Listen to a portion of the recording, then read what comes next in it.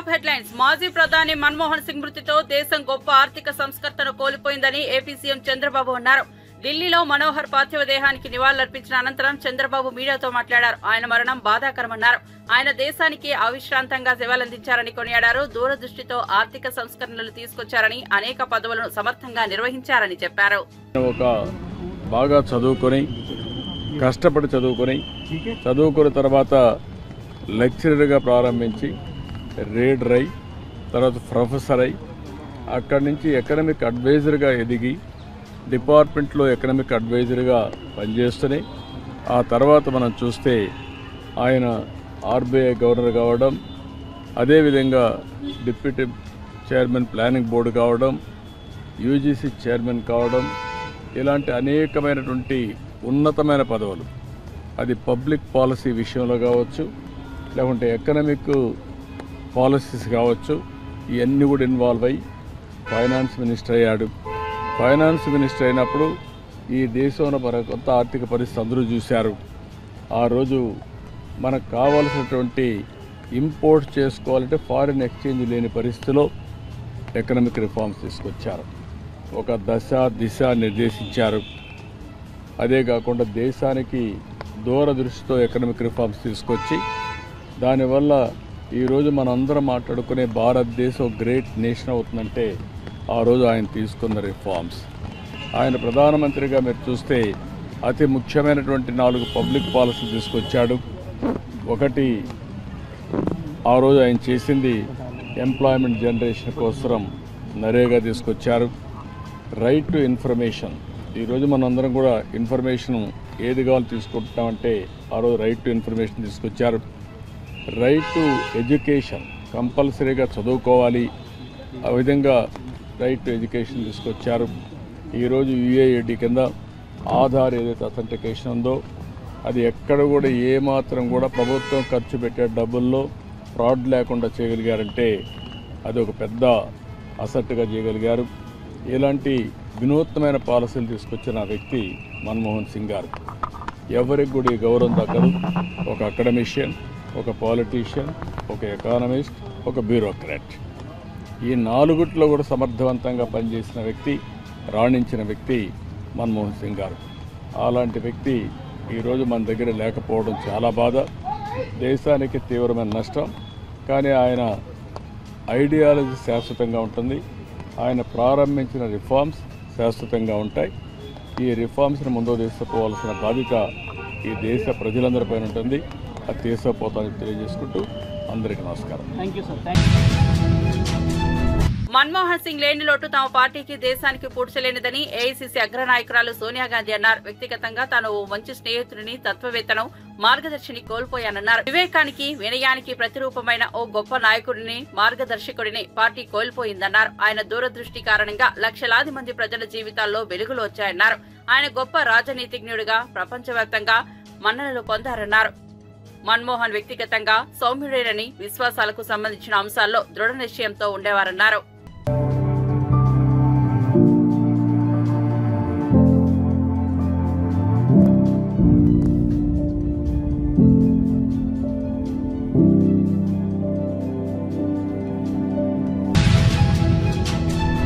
BRS పాలనలో 90% నిర్మించిన పాలమూరు, రంగారెడ్డి ప్రాజెక్టును పూర్తి చేయడంపై కాంగ్రెస్ సర్కార్ నిర్లక్ష్యం వహిస్తోందని మాజీ మంత్రి వి. శ్రీనివాస్ గౌడ్ విమర్శించారు. రేవంత్ ఏడాది పాలనలో ప్రతిపక్షాలు రైతులపై కేసులు పెట్టడం, డైవర్షన్స్ డ్రామాలు తప్ప సాధించిందేమీ లేదని దుయ్యబట్టారు. బీఆర్ఎస్ హయాంలో పర్యావరణ, అటవీ అనుమతులు సాధించి అహోరాత్రులు శ్రమించి నిర్మించిన ప్రాజెక్టు ద్వారా నీళ్లు వచ్చే పరిస్థితి లేదని మీడియాలో దుష్ప్రచారం జరగడం ఆందోళన కలిగిస్తోందని వాపోయారు. హైదరాబాద్ లోని తెలంగాణ భవన్ లో ఆయన విలేకరులతో మాట్లాడారు. అధికారంలోకి రాగానే ఈ ప్రాజెక్టు ద్వారా 12 లక్షల ఎకరాలకు నీళ్లిస్తామని చెప్పిన రేవంత్ రెడ్డి ఇప్పుడు ఏపీ సర్కార్ ట్రిబ్యునల్ కు ఫిర్యాదు చేసిన కేంద్రం డీపీఆర్ ను వెనక్కు తీసుకున్నా ఎందుకు పట్టించుకోవడం లేదని నిలదీశారు. కేంద్రం నుంచి అనుమతులు కూడా తీసుకోవాలన్న ప్రయత్నం కూడా లేదు. ప్రయత్నం మొత్తం కూడా కేసులు, జైలు, డైవర్షన్, ఇవి తప్ప అభివృద్ధి మీద దృష్టి పెట్టట్లేదు. రెడీమేడ్గా 90% కంప్లీట్ అయినటువంటివి కాలువలు, తవ్విన కాలువలు ఉన్నాయి, కట్టిన కట్టలు ఉన్నాయి, పెట్టిన మోటార్లు ఉన్నాయి. ఆన్ చేసి బ్రిడ్జ్ పిచ్చి ట్రయల్ రన్ కూడా చేయించాం. అసలు ఏమి జరుగుతుంది, కేంద్రం నుంచి ఎందుకు అనుమతులు వస్తలేవని కూడా దృష్టి పెట్టట్లేదా, కావాలని చేస్తుందా? పక్కన ప్రభుత్వం ఏమో వాళ్ళ ప్రయోజనాలు దెబ్బతినకుండా ఎక్స్ట్రా తెలంగాణ మీద కాంప్లైంట్ చేస్తూ ఉంది.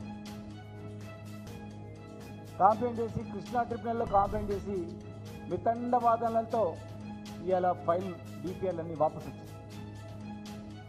మహబూబ్నగర్ ప్రజలారా, తెలంగాణ ప్రజలారా, ఒక్కసారి మీరు ఆలోచన చేయండి. ఇప్పటి వరకు కేంద్రానికి పంపినటువంటివి మూడు అనుమతులు కూడా వాపసు వచ్చింది. కాళేశ్వరం రిజర్వాయర్ ద్వారా, కాళేశ్వరం లిఫ్ట్ ఇరిగేషన్ ద్వారా అదనపు 1 TMC డైలీ మనం తీసుకోవడానికి 3rd TMCకి పర్మిషన్ కోరితే అది వాపసు వచ్చింది. వార్దా ప్రాజెక్టు తుమ్మిడిహెట్టి దగ్గర అనేక అడ్డంకులు ఉంటే దాన్ని వార్దా ప్రాజెక్టు దగ్గర ఇంకొక DPR పంపితే అది వాపసు వచ్చింది.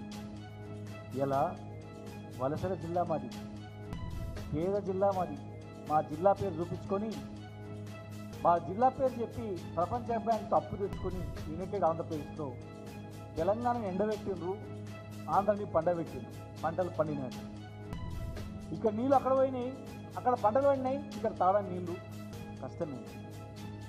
14 లక్షల మంది వలస పోయినటువంటి జిల్లా. ఇలా తెలంగాణ రాకముందు ఎన్ని పంటలు పడినాయి, ఎన్ని ఎకరాలు పడినాయి, తెలంగాణ వచ్చిన తర్వాత ఎన్ని ఎకరాలు పడినాయి చూడండి, లెక్కలు చూడండి.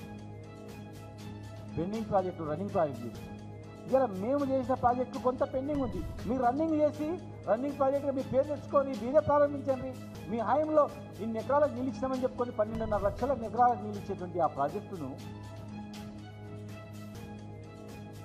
దాని మీద వాదన వినిపించకుండా, ప్రయత్నం చేయకుండా పక్క రాష్ట్ర ప్రభుత్వం వచ్చిన 10 నెలల్లో వాళ్ళ ప్రభుత్వం అనుమతులు వాపసు వస్తున్నాయంటే ఎవరు కారణం చెప్పండి? ఈరోజు మేము అడుగుతూ ఉన్నాం, మేము కరెక్ట్గా క్లారిటీ ఉంది. మేము వాళ్ళైతే బ్యాక్ పంపించిండ్రో దాన్ని పూర్తిగా ఆల్ట్రాటెక్ సిమెంట్ పరిశ్రమను బూడిద రవాణా చేసే లారీల విషయంలో ఎమ్మెల్యే ఆదినారాయణ రెడ్డితో కొన్ని రోజులుగా కొనసాగుతున్న వివాదంపై తాడిపత్రి మున్సిపల్ చైర్మన్ మాజీ ఎమ్మెల్యే జేసీ ప్రభాకర్ రెడ్డి స్పందించారు. అనంతపురంలో నిర్వహించిన మీడియా సమావేశంలో ఆయన మాట్లాడారు. ఆల్ట్రాటెక్ సిమెంట్ పరిశ్రమ యాజమాన్యానికి జేసీ క్షమాపణ చెప్పారు. ఆదినారాయణ రెడ్డితో జరుగుతున్న గొడవతో పరిశ్రమకు అక్కడ పనిచేసే వేలాది మంది కార్మికులకు నష్టం జరగకూడదని సారీ చెబుతున్నట్లు జేసీ పేర్కొన్నారు. కాబట్టి నేను ఈరోజు మీ ముందుకు వచ్చి సిమెంట్ ఫ్యాక్టరీ క్షమాపణ చెప్పుకుంటున్నా.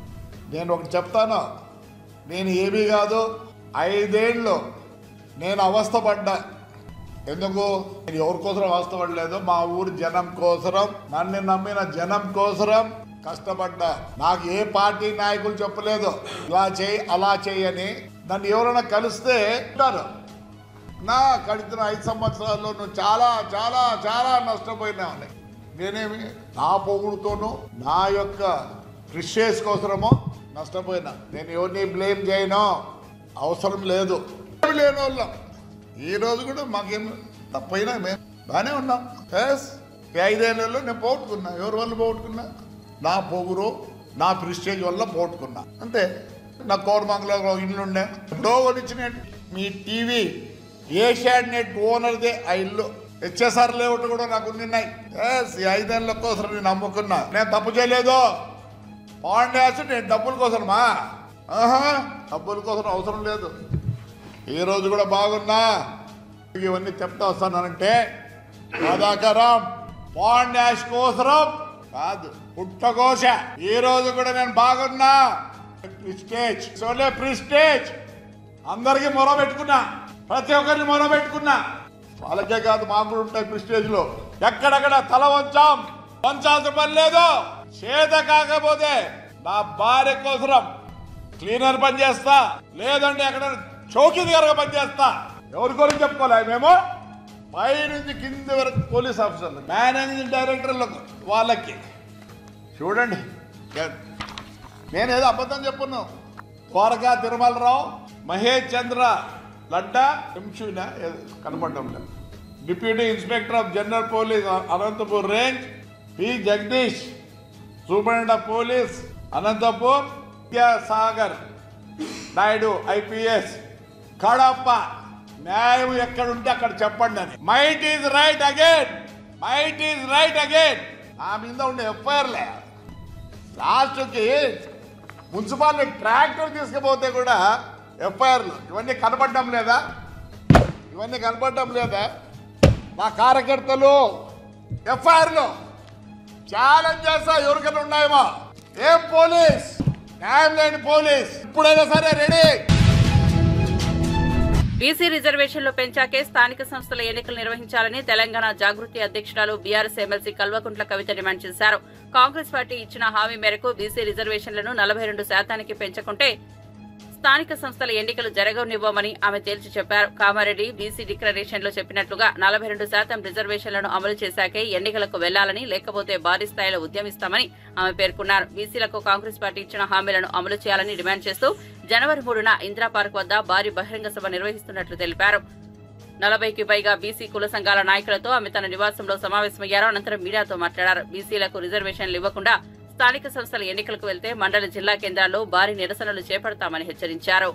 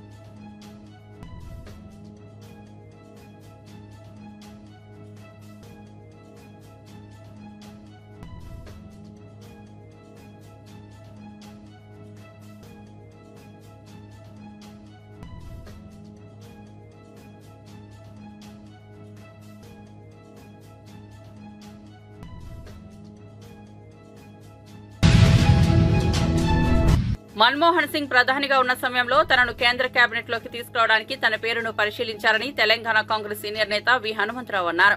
ఆయన మృతి కాంగ్రెస్ పార్టీకి, దేశానికి తీరని లోటు అన్నారు. ఆర్థికవేత్తగా, ప్రధానిగా ప్రపంచ స్థాయిలో దేశ ఆర్థిక వ్యవస్థను నిలిపారన్నారు. తాను ఓబీసీ కన్వీనర్ గా ఉన్న సమయంలో మన్మోహన్ సింగ్ తో కలిసి పనిచేసే అవకాశం వచ్చిందన్నారు. ఓబీసీలకు ఐఐటి, ఐఐఎంలలో రిజర్వేషన్ కోరామని ఆయన వెంటనే అంగీకరించి బిల్లును ప్రవేశపెట్టారని తెలిపారు. మన్మోహన్ సింగ్ కుటుంబానికి ఆ దేవుడు అండగా నిలవాలని ప్రార్థిస్తున్నానన్నారు. 2 పర్యాయాలు ఆయనను ప్రధానమంత్రి చేశారు. దానివల్లనే ఈ దేశంలో అభివృద్ధి జరుగుతుందంటే అది ఆయన ఆలోచన. గతంలో పివి గారు లిబరలైజేషన్ చేయడం, ఆయనతో పాటు ఆర్థికవేత్త అయినటువంటి మన్మోహన్ సింగ్ తన కేబినెట్ లో తీసుకోవడం, ఆ తర్వాత ఆయన ప్రధానమంత్రి. ఈ సమయంలో యావత్ భారతదేశంలో ఎన్డీఏ ఏ విధంగానైతే పనిచేస్తుందో ఇండియా కూటమిని ఏకపరిచి బడుగు బలైన వర్గాలకు న్యాయం చేయాలని ఆలోచన చేసే సమయంలో ఆయన పోవడము కాంగ్రెస్ పార్టీకి తీరని ఏది అన్యాయం జరిగింది. అన్యాయం అనగానే తీరని లోటు జరిగిందనేది నా ఉద్దేశం.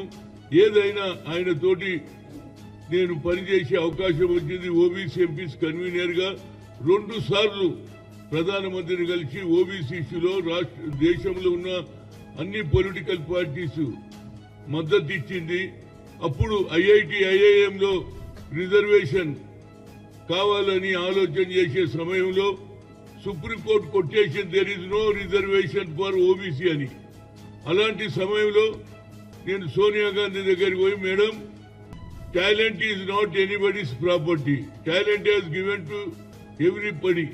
దేవుడు అనేటోడు అందరికీ అవకాశాలు ఇచ్చాడు, కానీ మాకు ఒక అవకాశం ఇవ్వాలి. సుప్రీంకోర్టు కొట్టేసినాక మా ఫ్యూచర్ ఏం కావాలంటే అడిగింది, ఏం చేయాలని. ఏం లేదమ్మా, నువ్వు మన్మోహన్ సింగ్ గారికి చెప్పి పార్లమెంట్ లో బిల్లు పెట్టాలంటే ఆనాడు ఉన్నటువంటి లల్లూ ప్రసాద్ యాదవ్ గాని అందరూ కూడా అన్ని రాజకీయ పార్టీలు బిల్లు పెడితే IIT, IIM, all India medical science డాక్టర్లు అవుతున్నారు. బిల్లు పాస్ అయింది. అది కేవలం మన్మోహన్ సింగ్, సోనియా గాంధీ వల్లనే జరిగింది. ఇవాళ ఎన్డీఏ ప్రభుత్వం మూడోసారి వచ్చిన బడుగు బలైన వర్గాలకు న్యాయం జరుగుతలేదు. కేవలం యూపీఏ పీరియడ్లోనే జరిగింది, అది మన్మోహన్ సింగ్ పీరియడ్లోనే జరిగింది. నిజంగా నాకు చాలా బాధ ఉన్నది అలాంటి వ్యక్తి లేకపోవడం.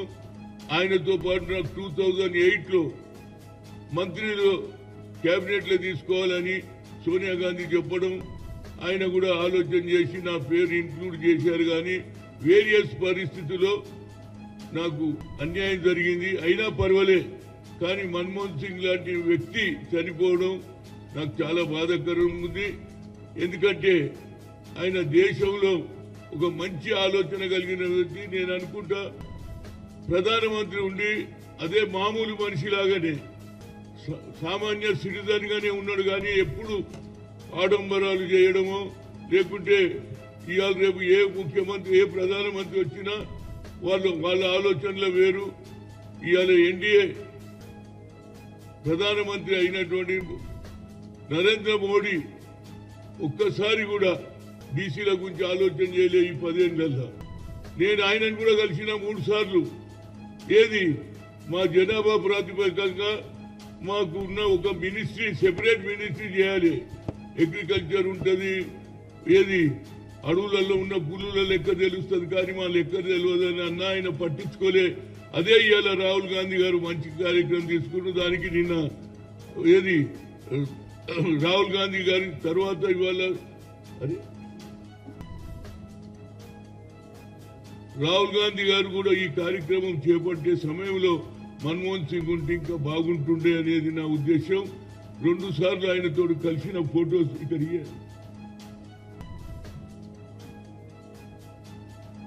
ఇక చూడండి. ఓబీసీ ఎంపీస్ మీటింగ్ లో కలవడం జరిగింది ఆయనను 2 సార్లు.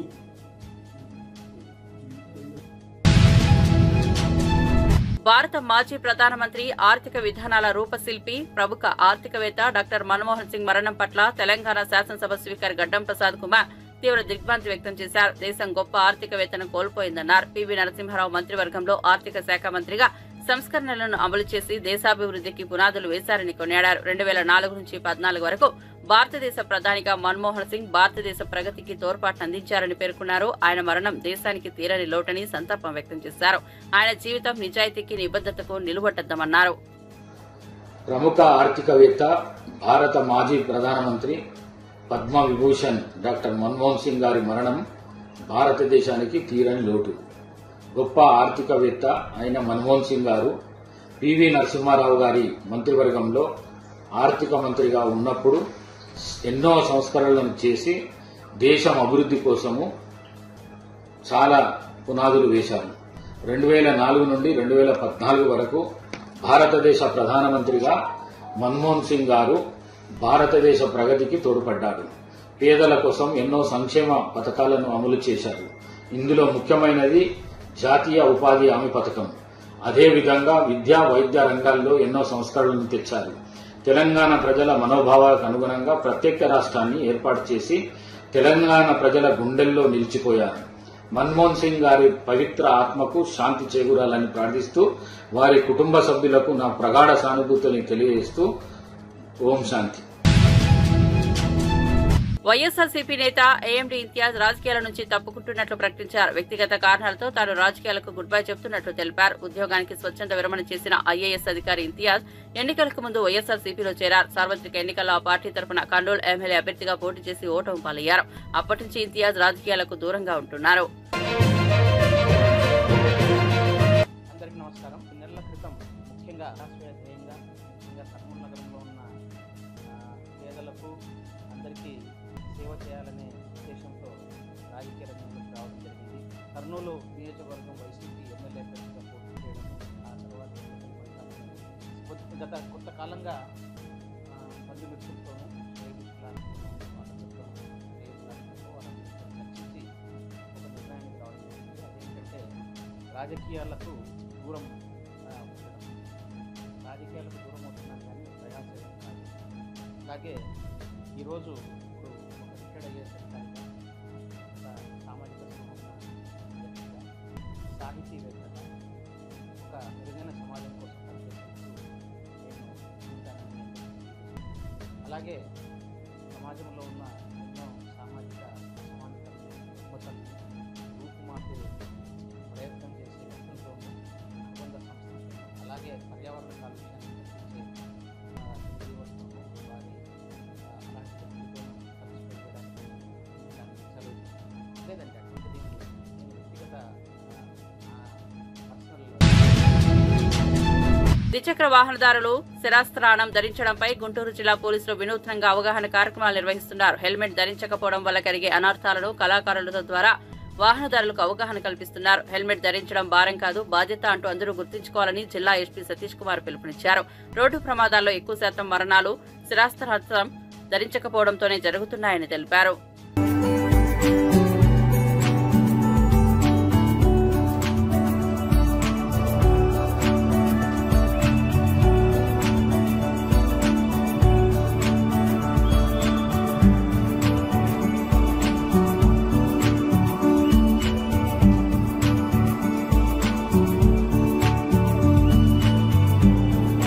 కాబట్టి ఇప్పుడు ఇది స్టార్ట్ చేసాము.